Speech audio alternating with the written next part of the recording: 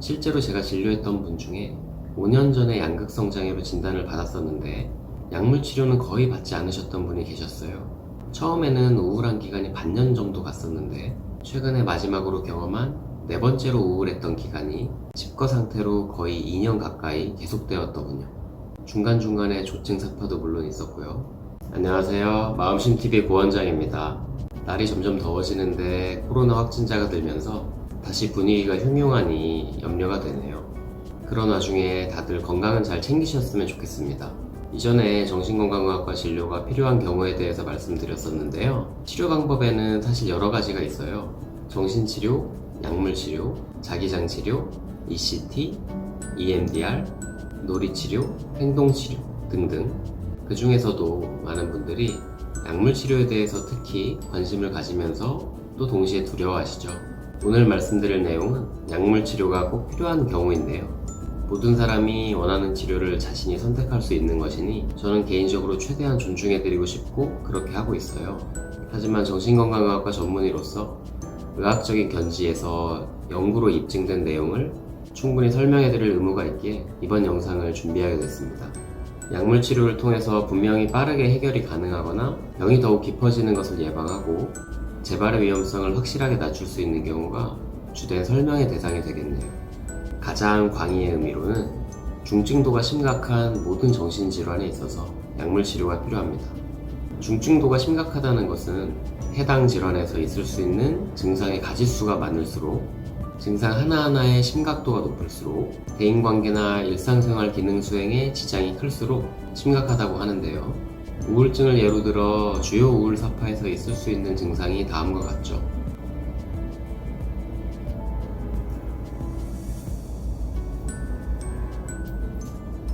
이 중에 증상의 가지수가 많다는 것은 증상 중에 우울감, 흥미의 감소, 식욕 감소, 불면, 피로 이렇게 5가지 증상만 있어도 우울증으로 진단이 될 수 있지만 여기에 초조함, 부적절한 죄책감, 집중력 저하, 자살사고까지 있으면 증상의 가지수가 많다는 것이고 이럴 때 질환의 중증도가 더 심각하다는 것이죠.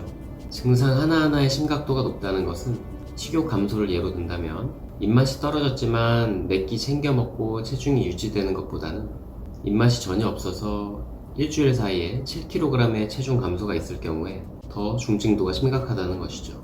대인관계나 일상생활 기능 수행에 지장이 있다는 것은 하기는 싫지만 어떻게든 나가서 일을 하고 있는 것보다는 도저히 일에 나갈 수가 없어서 무단으로 결근하는 상태가 며칠 이상씩 지속되고 있거나 하는 상태가 중증도가 심각하다는 것입니다. 이렇게 질환의 중증도가 심각한 경우에는 단순히 상담만으로 기대하는 효과를 얻기가 어렵습니다. 중증도가 심각하다는 것은 그만큼 실생활에 미치는 지장이 크다는 것이고 상담의 기본 전제가 되는 적절한 대화 참여 자체에 지장이 크겠죠. 그러다 보니 적절한 효과를 기대할 수 없게 되기도 하고 또 중한 증상일수록 뇌 호르몬의 불균형 정도가 심각한 상황이기 때문에 뇌 호르몬의 안정을 찾아주는 약물 치료가 꼭 필요한 것이죠. 물론 여기에 경우에 따라 또 다른 치료를 병합하는 것은 빠른 호전을 위해서 도움이 될 수 있습니다. 자기장 치료나 행동 치료 같은 것들이죠. 다음은 협의의 의미로 좀 더 디테일하게 설명드려 볼게요. 첫 번째로 꼭 약물 치료가 필요한 증상들입니다. 망상, 환각, 조증 상태가 해당이 되는데요. 망상이라는 것은 사실이 아닌 내용을 사실로 믿는 상태이고 타인이 자신에게 악의를 가지고 해코지를 하려고 한다는 피해망상, 다른 사람의 행동이 틀림없이 자신과 관계가 되어 있을 거라는 관계망상, 자신이 아주 위대한 인물이거나 특별한 능력을 가졌다고 믿는 과대망상 등이 있죠. 환각은 실제가 아닌 감각을 마치 실제 경험하는 것처럼 느끼는 것을 말하는데요. 가장 흔하게는 소리의 형태인 환청, 그리고 드물게는 환시, 그리고 환촉도 존재합니다. 조증 상태는 기분의 고양감이나 과민한 기분이 목표지향적인 활동의 증가와 함께 나타나는 상태인데 쉽게 생각하면 우울증과 반대의 상태죠. 자신감이 충만하고 에너지가 넘쳐서 평소라면 안 할 리스크가 큰 활동을 자꾸 하려고 하고 그것을 말리는 주변 사람들과 마찰을 겪게 됩니다. 위의 증상들은 공통적으로 현실 감각이 많이 떨어지는 상태로 점점 증상과 병의 중증도가 깊어지는 경과를 따르게 돼요. 본인 스스로는 이상 여부를 알기 어려울 수 있어서 가족을 포함한 주변에서 주의 깊게 보고 치료를 받을 수 있게 유도를 해주셔야 됩니다. 반드시 약물 치료를 받아야만 증상이 완화되거나 관해될 수 있고, 심한 경우에는 입원 치료가 필요할 수도 있어요. 둘째로 꼭 약물 치료가 필요한 질환들입니다. 조현병, 양극성 장애, 분열형 정동장애, 재발성 우울장애가 해당됩니다. 망상과 환각을 주된 증상으로 가지는 조현병, 조증과 우울사파를 주된 증상으로 가지는 양극성 장애는 첫째로 설명드린 약물 치료가 꼭 필요한 증상을 포함하는 질환들이고, 분열형 정동장애는 조현병과 양극성 장애의 중간 형태에 해당이 됩니다. 재발성 우울장애는 2번 이상의 주요 우울사파를 경험한 난치성 우울장애를 일컫는 말이고요. 꼭 약물 치료가 필요하다고 이야기하는 이유는 질환의 특성상 재발의 위험성이 너무나도 높고, 재발을 반복할수록 병의 중증도가 높아지고, 바로 그 재발의 위험성을 약물 치료로 많이 낮출 수가 있기 때문입니다.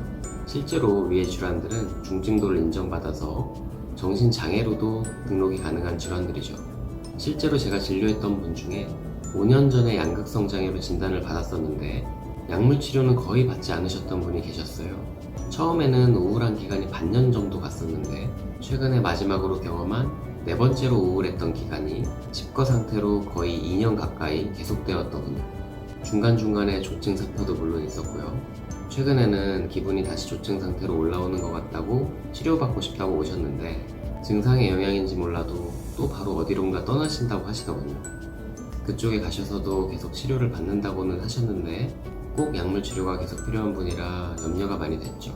마지막으로 약물 치료가 꼭 필요한 경우에 대해 다시 요약해 드리겠습니다. 광의의 의미로는 중증도가 심각한 모든 정신질환의 경우에, 증상으로는 망상, 환각, 조증 상태, 질환으로는 조현병, 양극성 장애, 분열형 정동장애, 재발성 우울장애. 대략적인 내용을 말씀드렸지만 질환의 중증도를 일반인이 판단하기가 어렵고, 망상이나 환각을 가졌어도 조현병이 아닌 경우도 있고, 우울증을 겪었더라도 계속 약물 치료가 필요 없는 경우도 있기 때문에 전문적인 판단이 필요한 영역이죠. 약물 치료 필요 여부를 혼자서 고민만 하지 마시고 정신건강의학과 전문의와 꼭 상의하시는 것이 나 자신과 사랑하는 가족을 포함한 주변 사람들의 건강과 행복을 지키는 길이 될 것이라고 확신합니다. 오늘은 여기까지 말씀을 드리고, 앞으로도 제 영상을 쉽고 편하게 보고 싶으시다면 구독과 좋아요 부탁드립니다.